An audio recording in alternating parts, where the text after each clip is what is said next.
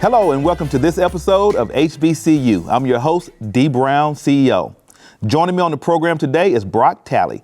Braque is a graduate of Russ College in Holly Springs, Mississippi. Braque, welcome to the program. Thank you so much for having me. Hey, no, it's my pleasure. So I know you got a deep HBCU experience, not just undergrad, graduate school, and you are a vice president at Alabama A&M University. But I want to kick the program off by just trying to understand, how did you end up selecting Russ College as your college of choice? Well, great question, and I won't give you the long answer to that, but the short answer is my pastor was a Russ College graduate, and I played football in high school. When my dreams of being this professional athlete were taken away because of a knee injury, he said, "Let me take you to Russ College and introduce you to my institution, to the president." And there I fell in love. I found an institution that cared about me. I was surrounded by individuals who wanted to nurture me and who took a personal interest in making sure that I became all that God had designed for me to be. Yeah. And so when you selected Russ College and you made that first visit to the campus your freshman year, what was it like?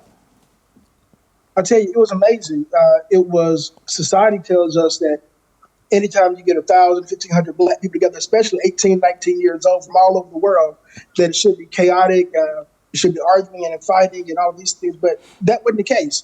I found people who looked like me, people who cared about me, people who took a personal vested interest in my success. And it was almost like a Mecca. I know we call Howard the Mecca, but it was almost a experience to see people who look like me with similar backgrounds, similar experiences, but all working to obtain a higher education and to make our communities a better place. Right. And so what were the professors and staff like at Russ College? I often hear, stories, and of course I did attend an HBCU for 1 year as well. But, you hear these stories about, how that campus experience is. I just would like to hear about Russ. Yeah, it was phenomenal. Now, of course, Russ is in Holly Springs, Mississippi. So we didn't have all the accoutrements that what we had. They were in D.C., but it was bigger than that. Again, having people with doctorate degrees, law degrees on our campus who are easily accessible, who could tell you about their journey and the pitfalls they had throughout life and the things that they did well and how you can achieve your goals, how you can work towards your goals. Here's the other piece. I felt confident that I was learning the academic rigor, or obtaining the academic rigor that one would get from any other institution, but I was able to learn a Black perspective as well. Yeah. So when we were looking at history, we may have looked at Imhotep. So I was able to see myself in the lesson, which gave me and my colleagues a set of confidence that I don't think I could have gotten at another institution. So were there any mentors or sponsors that help you along your journey? Yeah. So crazy enough, I told you that my pastor actually introduced me to Russ, and his roommate was the president of the college. So Dr. David Beckley, who's from Shannon, Mississippi, became a mentor of mine. And I'll tell you, he allowed me to drive him to meetings. He allowed me to travel with him, and that's when I determined I wanted to get into higher education. Yeah. From spending my time with Dr. Beckley, and Dr. Beckley wore cowboy boots year round. And I tell you, I wanted to be so much like him, I started wearing cowboy boots. I started wearing a belt buckle because I wanted to be like Dr. Beckley. He's a member of Omega Psi Phi. I joined Omega because of him. So I think he was my biggest influence there in who I am now. So campus life, what were some of the events that took place on campus that were kind of signature events for Russ College? So I think, of course, homecoming is a staple. Homecoming there for a small private school is one that rivals, I would say, any other school in the country. It's an amazing experience. But also the Founders Day convocation, learning about the history of the institution throughout Founders Day. And I think that commencement, graduation, is the third day that I would say. Now, I know all of our schools have those events, but for me, when you look at an institution it was paramount when I was a student, but even more so now. When you look at an institution that has 70% of our students, first generation college students, and see those who walk across the stage, you get a feeling that we're not just graduating students, but we're graduating families, and we're making our community a better place. So I think that was those three other experiences that stand out most to me. Homecoming because of the parties and the step shows, Right. and then graduation. So tell me, or my viewers, how did Russ College prepare you for your professional journey? Yeah. So I think more than anything, giving me the confidence that I can sit in a room with anyone, that I can compete mentally with anyone and academically with anyone. We had a Quiz Bowls teams where we were able to compete with other HBCUs throughout the country, but also predominantly white institutions as well. And I think that I'd like to share that gave me one set of confidence, because there's always this thought that maybe Ole Miss is 20 minutes away from Holly Springs from Russ. Maybe they're learning something that we're not learning. But we were able to go to these competitions and not just compete, but then win many of these Quiz Bowl competitions. I think the other piece is when I started doing internships. And I was with students from all over the country, all over the world. And I noticed that, man, you didn't know how to do that? So I think the confidence piece came into play. And so I think that's what Russ did more than anything outside of the traditional educational piece. Okay. And so you mentioned earlier that you are a member of Kappa Alpha Psi. I'm sorry, that's me. Omega Psi Phi Fraternity Incorporated. Absolutely. That other 1911. The other 1911, that's right. So I wanted to just understand, what is Greek life like on the campus of Russ College? Yeah, I think it is one that is embedded in the student experience.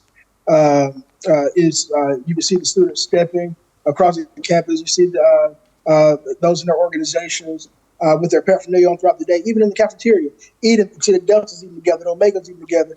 And I think it's a beautiful thing to see. And here's the piece that stands out most. Seeing these organizations come together to do community service.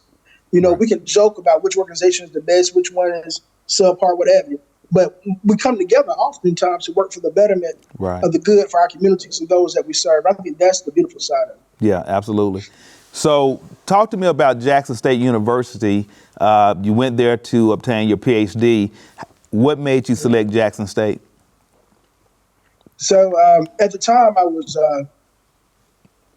I think I started my PhD about 25 years old. And I was at Russ College as vice president of enrollment management and student success there. And so Jackson State was in the same state with us. It wasn't far away. And the thing that I always would hear from those with PhDs is try to find a program you can get out of. Right. But there are more people who are all but dissertation than there are with PhDs. That's right. So I knew I wanted to go to an HBCU. I knew I wanted to go to one that had a research background. A respected degree, but I also wanted a program I can get in and out of. Right. Here's the last piece. I knew I wanted to be a college president. And at the time, that program at Jackson State had 5 or 6 sitting college presidents across the country. So I said, hey, they have graduates who can connect me with where I want to go. Yeah, right. So what was that experience like at Jackson State? Obviously at that point you had already entered the workforce, right? And you were going back to get the PhD. What was that experience like?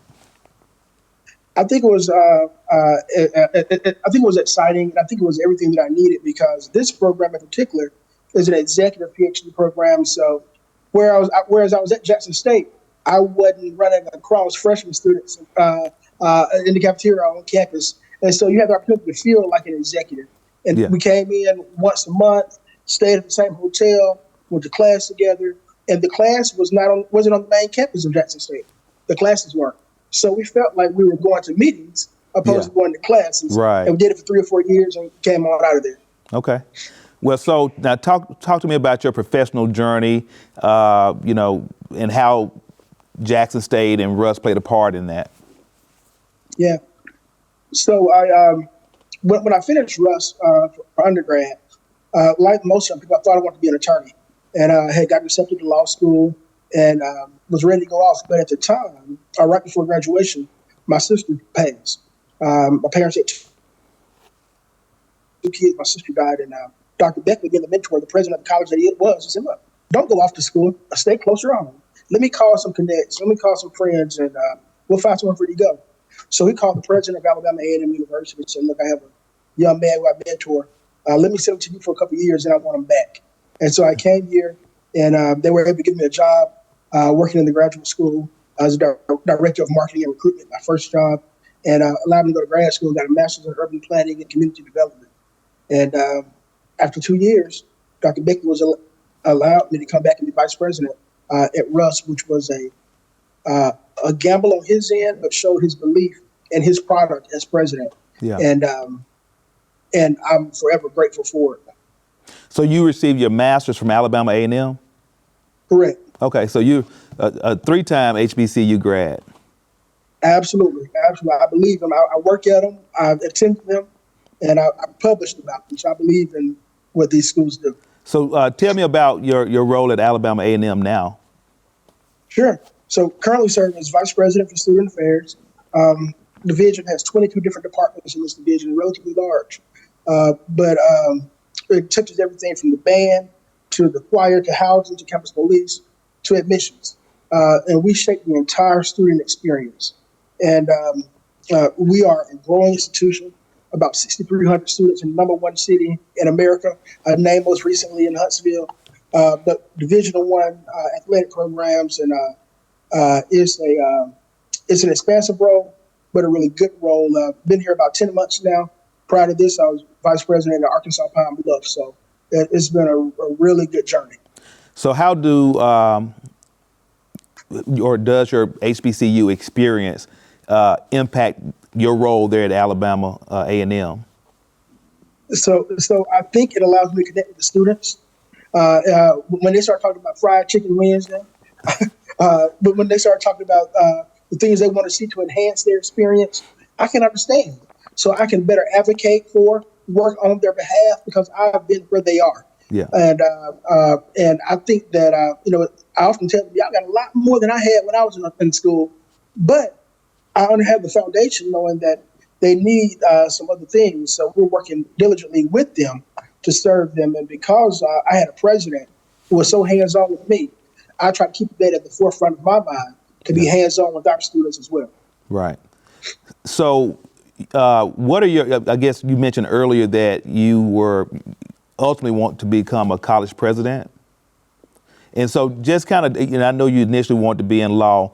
So what is your kind of motivation now to advance in academia or now on the administrative side of academics? So I'll tell you, my goal was to be a college president. Now in this role, I want to be the best VP I can be. And if the presidency comes, then that's great. But what keeps me motivated and hungry is serving our students, seeing their lives change for the better, knowing that they're making a difference, that we're making a difference in their lives. Even now, with our institution, about 52% of our students are first-generation college students. Yeah. So we're making the world a better place, not just for our students, but for you and I too, because now you're gonna have better neighbors. Right. We're gonna have higher paying jobs, more money going into the economy. So that's the difference. Our HBCUs are building the middle class in America. So talk to me about just, HBCUs in general, how, there have been, it's no secret challenges in terms of trying to have, adequate resources to support the programs and growth. What are some of the things that, the HBCU graduates can do to help better position the HBCUs for the future? Yeah, so great question. I think there are three things. I like to say that you can support your institution through your time, through your talents, and through your treasures. So through your time, you can give back, volunteer. You can go and send students to HBCUs in your community, but send your child to HBCUs as well. And then through your talents, as you are doing now through this interview, you're using your talent to share the good news about HBCUs and tell that story. And I think we all have to reach within and see what is our platform. Yeah. You may not have a television show, but you may be a preacher at the local church. Right. What is your platform that you can tell the story about HBCUs and the good side, not just those things that don't go as well? And I think through our treasures as well. I think there's an opportunity to give financially to these institutions because we know that they have been funded at an inadequate amount comparative to other institutions. However, they haven't allowed this disproportionate funding to cripple them, as the stats show that HBCUs outperform other institutions in many categories. Yeah, no, there's no doubt about it, and that's one of the purposes of this show is to showcase that we have products from HBCUs that are going out there and making the mark on the world and are changing the game. And so when you think about Russ College, if you're advocating for a student to go to Russ College, what would be the reasons why they should select Russ? Yeah, when you start looking at the value proposition, it costs $13,000 a year to go to school there. That includes your housing, your meals, and your tuition. So the ROI is in your favor from that standpoint. The other thing I would tell the student is the average student to teacher classroom ratio is about 11-1.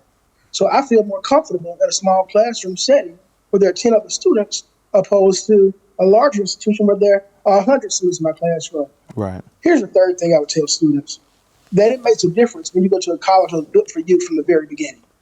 At Russ or any of our institutions, you didn't have to have the National Guard to escort you in. You didn't have to have legislation passed to get you in. Right. We were built for you from the very beginning.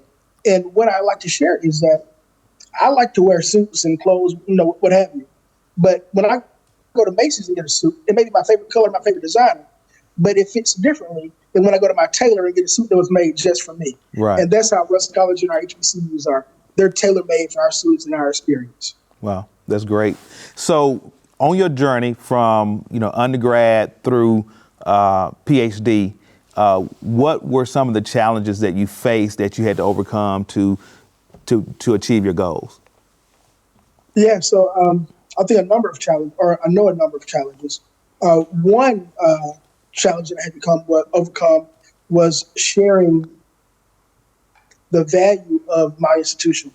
And what I mean by that is Russ College isn't known throughout the world, or is not known through in every channel.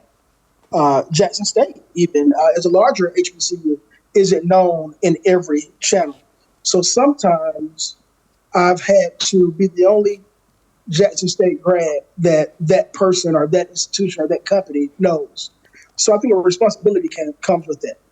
That as the only Russ College graduate or Alabama A&M graduate that they know, a responsibility comes with it that I have to comport myself appropriately, that I have to lead, and when I leave them, they can say, "Hey, they can have value in our institutions." Outside of sharing, telling the story of our institutions, I think the other challenge may have been, and again, this was internally before I graduated, not thinking that I was good enough until I got in the same room with others and said, not only am I good enough, but in many respects, I'm better than academically and prepared. So I think those are the two that I would point out. So talk to me about Alabama A&M, because obviously now in your current role, you have to advocate for Alabama A&M as well. So why should a parent or student select Alabama A&M? So forget those things I told you about Russ and Jackson State. Come to Alabama A&M. But I believe that, of course, we're in Huntsville, the Rocket City of America. And not only is Huntsville a Rocket City, but Alabama A&M is a Rocket University that we take students from where they are, propel them to excellence. We are still a small school, but with 6,500 students, more than 60 different majors and programs. Students can major in, I produce more Black physicists than any other school in the country. When you start looking at the opportunities that my students are having, where many of them are leaving here placed when they walk across the graduation stage. And again, I think that's that value proposition, not just getting a degree, but when you walk across that graduation stage knowing where I'm going. And that's what we do better than most institutions that are in our stratosphere, our comparative group. Here's the last piece. You'll get the one-on-one attention that you may desire at Alabama A&M, but so you get that one-on-one touch, but you'll also get the confidence, the support that you need to be able to compete with anyone in any room in any place in the world. So I want to just pivot a little bit and talk about, community service and giving back to the community.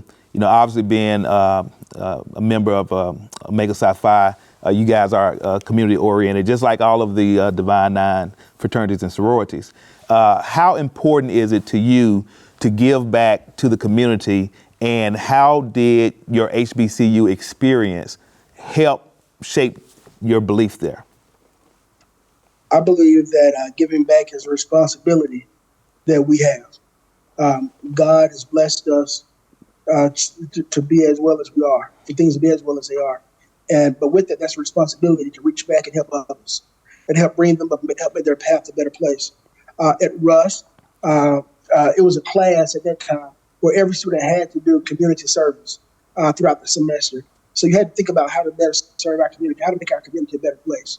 And it's ironic that you asked that question, because last weekend here at Alabama A&M, we had 1,700 freshman students all throughout the community, partnering with the mayor, elected officials, state representatives, all throughout the community, picking up trash, repairing playgrounds, painting, all of these things to let our students know that getting a college degree, getting a six-figure salary, driving a BMW, having a 4,500 square foot house, those are great accoutrements. But if you don't help somebody along the way, then it's all in vain. Right. I always say that, becoming successful and not doing anything for anyone else, anything for the communities that help you be who you are, that's a very selfish life to live. I want to know, in terms of your journey, your professional journey, have there been any experiences or moments that have impacted your life or shaped who you are? Yeah. I think there are a lot. I think that because of my mentorship and hard, support, things of that nature, and God's favor, I was blessed to ascend to an executive role at a very young age. Again, I was 24 as a university vice president. And with that, it's great until you actually get into the seats, and now people are challenging you because of your age or because of your experience, things of that nature. And we talk about racism, we talk about sexism, but oftentimes we'll have a conversation about ageism.